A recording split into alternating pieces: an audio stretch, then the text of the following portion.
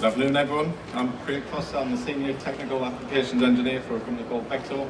So we offer a holistic approach to your building CO2 emissions, how your plant operates, how your building operates. And today I just want to run through how we do it, why we do it, and then present a live case study that we're running through at the minute with a couple of partners.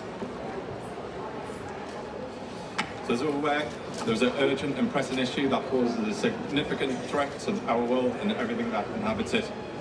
The latest report showing that if we fail to reduce global warming to 1.5 degrees above pre-industrial levels, the floods and the fires that we've seen will be more catastrophic and more frequent. The science could not be clearer. By the middle of this century, the world has to reduce emissions as close to zero as possible, with a small number of remaining emissions absorbed by natural carbon sinks such as forests and new technologies such as carbon capture. So the climate budget comes together by the Climate Change Act. This comes with 5-year-long bite-sized plans where we aim to reduce by 2022 30% of carbon emissions, 78% emissions, and be totally net zero by 2050. It's a lot closer than we think. It's quite easy to think of CO2 emissions, to think of airplanes, cars on the road, but I think a lot of the time the majority of the causes of carbon emissions is something that we spend the majority of the time on, in home, in the office, rather than something we're spending 2 hours a year going on holiday. So I just want to show you the graph on the right hand side. So we work in a HVAC market, so the majority of that's the CO2 emissions that are produced by the building are taken up by your HVAC costs. So you've got your heating, your cooling and ventilation, and your hot water side. It attributes to more than 51% of your CO2 emissions. So if we can look at the building's efficiency and how we can save CO2 emissions, we need to start hitting the building's HVAC system essentially. So we've seen in the last couple of years a massive increase in renewable technology. The air source heat pumps have taken off, new technologies that's reducing CO2 emissions, making sure that plant rooms are operating in a more efficient way. Net zero technologies in buildings revolve around energy efficiency. This entails optimizing the design, materials and systems used in construction to minimize impact. From insulation to lighting, heating, ventilation and air conditioning systems, innovative technologies allow us to drastically reduce energy waste and enhance efficiency. To the plant room, where we look at the source of the heat. So the source of the heat, the plant room is like the heart of the system. So if your boilers are operating inefficiently, you have an impact on the boiler plant room as well as the secondary side, so that heat that's dissipated to the building itself. So when we look at integrating new net zero technologies into our building, we need to remind ourselves of the subsequent consequences. We need to ensure that we're achieving the desired performance. So it's all right bringing new technologies, but if our efficiencies are dropping, if the new equipment aren't as efficient, then it's kind of a feed Peter to say Paul kind of scenario. So first we'll look at the equipment and system considerations. So we work in a company that provides water treatment solutions. So a lot of people just pump water around their system, so the main source of heat transfer in heating systems is water. With water you get a number of issues, scaling, magnetite buildup. With that, the water quality reduces, so water quality reduces, you get a reduction in efficiency of your heat transfer source. It's especially relevant at the minute with a lot of retrofit, so a lot of projects are renewing existing buildings. They want to renew the plant room, and the building wants to become carbon net zero. So getting in there with the new cleaning regime is absolutely critical. So when I was mentioning about the heat source being water, we can liken it to a car engine. So every year you need to maintain your car engine oil. It's the same with the heating system. So if you ignored your service on your car engine oil, you'd have failures on the engine, it would be less efficient, you'd start having problems and unreliable. It's the same with the HVAC system. If you're just pumping water around, you're building up that bacteria, you're building up the magnetite, you're building up the sludge, that's just getting transferred to equipment. So I think this pretty much symbolises what we see on an everyday basis. You've got a clean hospital plant ward at the top, but you don't actually see what's beneath the surface. we've got a lot of plant rooms where they pretty much take care of the building itself. It's the cleanest building in the world, and then you can't actually see what's running through the pipes. It's only when we go in and do a retrofit project where the customer's really surprised that they've been pumping that basically around their equipment, and then they're getting issues with the boiler, they're getting issues with the heat exchange, and it's pretty much symbolised by that. So VEXO, we have a restore, clean, protect and control philosophy. So with the restore, we've got export, it's a side stream filtration unit, and what that means is it's a number of different components. So we can add additives, which is a non-flush cleanser that cleans the pipes internally within the system. So you might have in typical jobs where they'll flush the system every so often. Flushing the system takes a lot of energy, it takes a lot of water that essentially goes to drain. With the additives, that's just within the system all the time, so it's just constantly looping through the system. With the restore, with the export, you can add the additives through that, but then it's got a magnetic filter, which is that. So any magnetite in the system, so that can be caused by, you have an air ingress in the system. The air ingress carbonizes the material, the pipework. That then collects and can start building up on your heat exchangers. So the principle of the heat exchanger is transferring heat or energy from one side to the other. If you have a build-up on a plate on a heat exchanger, your efficiency of that heat exchanger drops because you can't have that level of heat transfer. What it is as well with the heat transfer, with the level of build-up, so magnetite on the plate, if you still have a demand on your secondary side for that same temperature, so the thing that's generating that temperature is your boiler. So if your boiler is operating at 80 degrees to give you 60 degrees on your secondary side, to still get the 60 degrees on the secondary side, your boiler now has to do 85. And that 5-degree temperature increase is massive when you think of your boilers were operating for 12, 13 hours a day.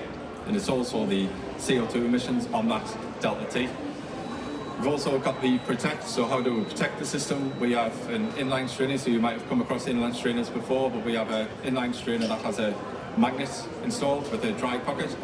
With that, you can remove the magnet. The same principle as the export, where you're taking out the magnetite, there's a mesh 30 micron mesh strainer in there that's taking away all the debris, protecting the system itself, making sure that nothing's getting into your heat exchanger, air source heat pumps, boilers, anything within your plant room, your pumps that you don't want to pump around, because primarily your plant room is designed from day one on heating to operate on water. It's not designed to operate on water plus sediment, essentially.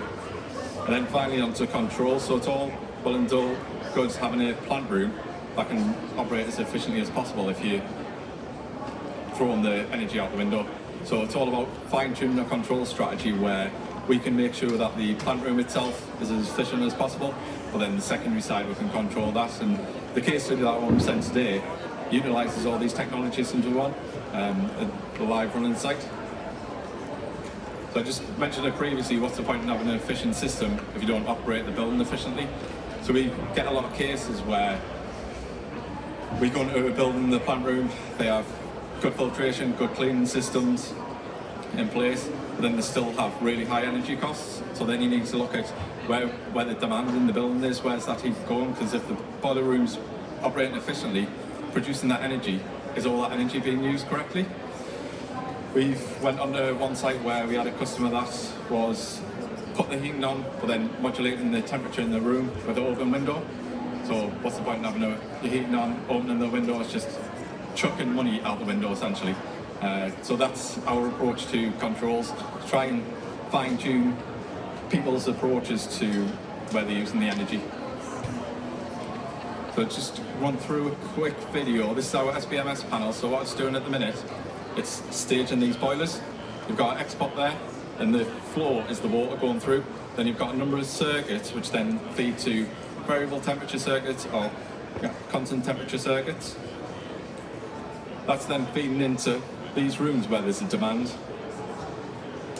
What we say here as well, if you've come across control zones, so how to control, we can set up individual control zones. So in the past you might have a control zone that might be a number of offices. But if you have hot desking at the minute and you only have 3 offices occupied, previous strategies would be heat all 10 offices. With our approach, we can fine tune and we can deliver heat to the offices that need it, the offices that are occupied.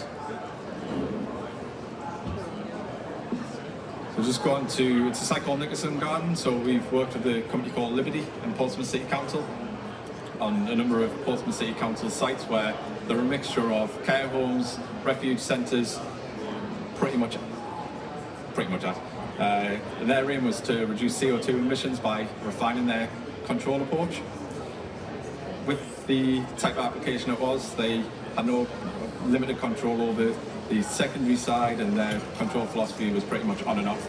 They had time schedules to say, let's have the boilers running Monday to Sunday, 10 o'clock in the morning until 8 at night, but that's pretty much as far as the control approach went. So on this site, I mentioned earlier about having a holistic approach, and they've introduced all our equipment, so they have the exports, they've smart TRVs, so smart TRVs essentially sit on your radiator. So you've got a TRV on your radiator at home, it's a water radiator. We've got smart ones that can speak via LoRaWAN technology to our panel. And then room sensors and window sensors. And the important, I'll just stick on this bit for a minute, the important thing with this, we were finding that it's been an ongoing process where at first we installed the TRVs so that we could set time schedules to say Monday to Friday, bring the heating up if there's demand in the room. So as soon as someone walks in a room, there's a motion sensor, picks up that there's someone in the room. The TRV then starts building up the temperature to reach the set point. That also works with weather compensation. So it works with the outside temperature to work out what temperature that TRV needs to modulate to bring the room to its optimum temperature. They're controllable locally as well. So we can set a limit to say they can bring it up to 27, but if the client doesn't want it up to 27, they can turn it down like a normal TRV. We also introduced window switches. So we found pretty much that example that I mentioned earlier where customers were whacking the heating up and they were opening the window because they were too hot, closing the window, the heating was still on constantly. So with the use of window switches, that acts as an override on the TRVs to say, look, you're in the room, you've got your window open, why do you need the heating on? And that's essentially a lot of the cost is saved by that. So they've refined the plant room with the export, but then the secondary side, they've got more control. And the diving into the dashboard, so we've got a remote monitoring dashboard where you can actually start diving in and seeing pretty much patterns of how people operate. You can see generally people are coming in the building at this time during the day, and then you can start really fine-tuning the control approach. Just leaning on another job that we're doing at the minute, so this is residential. We also have a couple of commercial buildings, so we have Somerset House in London, which is a 4-wing building. It's multi-use, so you've got restaurants who have their peak demands on a night. You've got hot desking for the peak demands Monday to Friday. To have different control strategy over different parts of the building is absolutely critical for them. So when we first installed it, it was pretty much just after COVID. So people went from working Monday to Friday to, I'm coming in on Tuesday this week, I'll come in on Thursday, a couple hours. Because they're paying a set fee to be in that building, they expect heating in that building. Somerset House at the time, their control philosophy was, we'll just pump heat all the rooms so that we don't get any complaints, client comfort.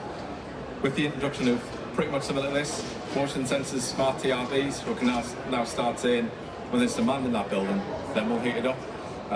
We can then start fine-tune the control strategy for holidays, introduce holidays, or Christmas, we're not open that part of the wing for 3 days, and start to really fine-tune energy savings for them. So I mentioned before, this is still part of the case study where we went to the plant room, we installed the X-Pot. If you look on the left-hand side, that's the magnets. After a couple of days, they've been pumping that around their system for the last couple of years. To give you an example, that's clean magnets. So the amount of magnetite build-up, that's getting transferred onto heat exchangers, that's getting transferred through your boilers, it's clogging up your pipe work. And when we come to design systems on day one, we size it based on diameter of a pipe to pump water through. So everything's based on resistances in the system. That's just adding resistance, which is then absorbed by your pumps. So your pumps are distributing that water around the building. The load on them pumps, if they have to overcome a higher resistance, because the pumps are sized on the flow rate and the resistance of the system on their head, your energy costs are getting increased that way. And then when I said before about the heat exchanger, you then have to start introducing someone to go onto site, isolating the heat exchanger. Your heat exchanger's in line, so your plant room's out of service for a couple of hours while they dismantle the plates and clean the plates down of all this gunk. And then if you look at the right hand side picture, that's the clean filter. This takes up all the debris, glunge, everything that's you find in a typical system.